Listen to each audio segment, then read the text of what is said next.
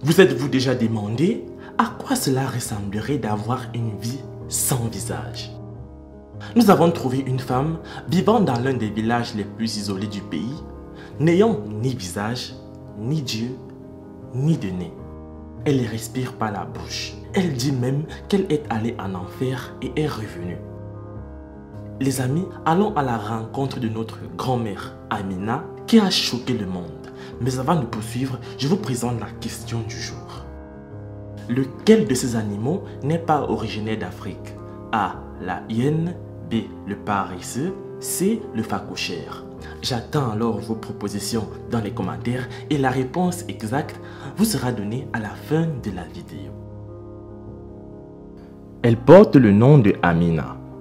Cela nécessite une attention maximale pour l'écouter parler en raison du handicap avec lequel elle est née. Elle est née un an avant la Seconde Guerre mondiale. C'était en 1944. Ça veut dire qu'elle est une femme de 76 ans.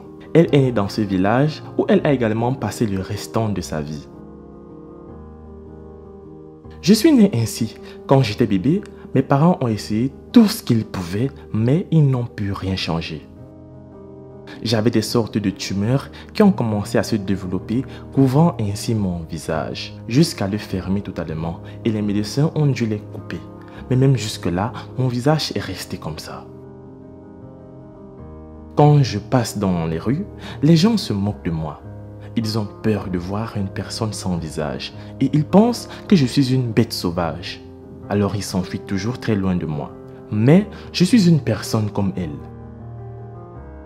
Je me souviens que c'était très dur quand j'étais sur le point d'être baptisé par le prêtre. Il m'a vu et s'est dit « Oh mon Dieu, qu'est-ce que c'est ?»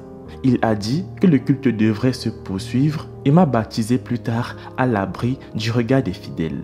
Mais il était tellement terrifié. Ce fut une vie difficile que cette femme âgée a vécue depuis le jour où elle est entrée dans ce monde jusqu'à aujourd'hui. Manger, boire et respirer se déroule dans un seul organe, la bouche, car elle est née sans nez. Et en plus, elle a des problèmes d'audition et n'a pas d'yeux. Surprenamment, elle parvient à inspirer et expirer sans nez via la bouche. Celui qui a un nez respire par le nez et non la bouche. Et moi, je n'ai pas de nez, alors je respire par la bouche.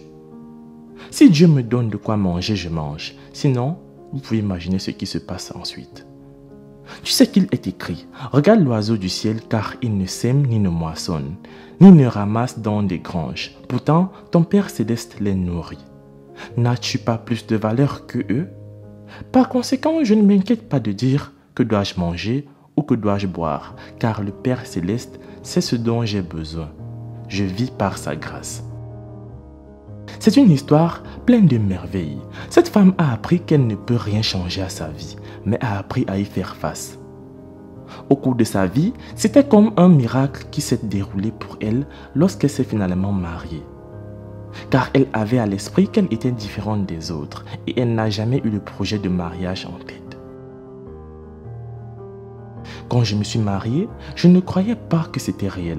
Mon mari est venu du ciel. Il vint alors me demander en mariage et je ne pouvais pas refuser cette proposition, bien sûr.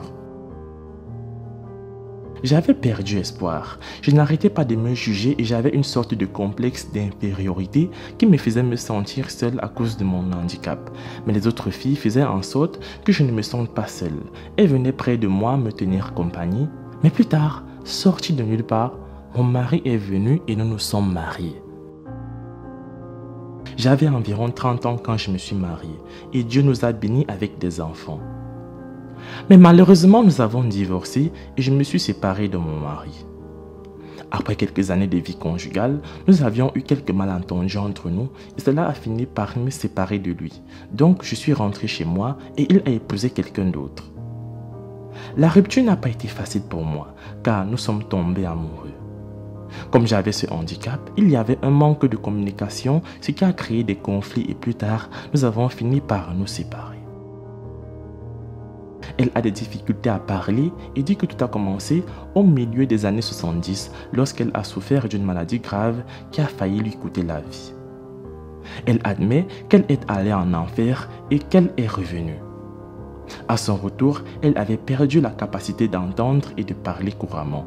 Et maintenant, lui parler nécessite d'être assis très près d'elle tout en parlant fort. C'est ainsi qu'elle nous expliqua toute son histoire. Après avoir divorcé d'avec mon mari, j'ai été infecté par une terrible maladie qui m'a plié les jambes et m'a fait m'évanouir pendant quelques mois. Seul Dieu est celui qui décide. Cette jambe est devenue handicapée à partir de ce jour jusqu'aujourd'hui. Cette maladie m'a amené au plus profond de l'enfer, mais Dieu n'accepta pas cela et il m'a ramené à la vie, à la réalité. Cette femme est musulmane. Elle croit en Allah et suit bien tous les piliers de l'islam. Et l'un d'eux est de prier 5 fois par jour, ce qu'elle ne peut s'empêcher de faire. Mais en allant à la mosquée, ce n'est pas facile pour elle car elle a besoin d'une autre personne qui lui tienne la main et la guide car elle ne peut pas voir. Ici, elle nous montre comment elle se préparait pour prier et prie ensuite. J'aime prier même quand je suis malade. Je m'assure de prier. Je rencontre des difficultés lorsque je marche seul parce que je heurte les murs et fais de mauvais virages. Quand je n'ai personne qui me tient la main, je ne peux pas risquer ma vie en allant quelque part sans guide. Même me déplacer ici seul est une grosse erreur. Cette femme âgée m'a élevé. Elle a été très utile pendant toute ma vie et sans elle, je pense que je serais mort. Elle a fait beaucoup de choses pour moi, alors je l'appelle chérie comme une façon de l'honorer. Pour moi, c'est ma mère. Appelez-moi Abdulrahman, je suis né en 1986. J'ai grandi en voyant cette femme ici, mais elle vit très difficilement. Elle a à peine les moyens pour son repas quotidien et aller à la mosquée est très difficile pour elle. La mosquée est située trop loin d'ici. Sans gardien, elle ne peut se donner la peine de quitter la maison.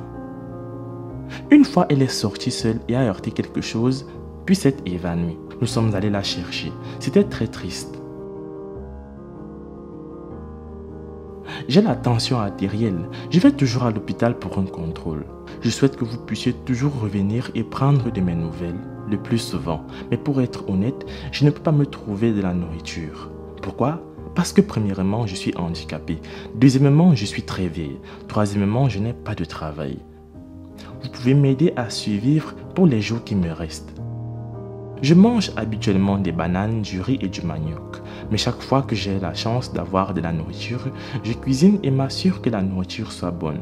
Mais la plupart du temps, je passe des jours sans quoi manger et j'ai besoin de votre soutien. Vous pouvez aider cette femme à avoir de quoi manger en faisant un don sur le lien dans la description. C'est la fin de cette vidéo. La réponse à la question du jour était le paresseux. Laisse un like si tu as trouvé. Moi, je vous laisse et surtout on se prend pour la prochaine fois.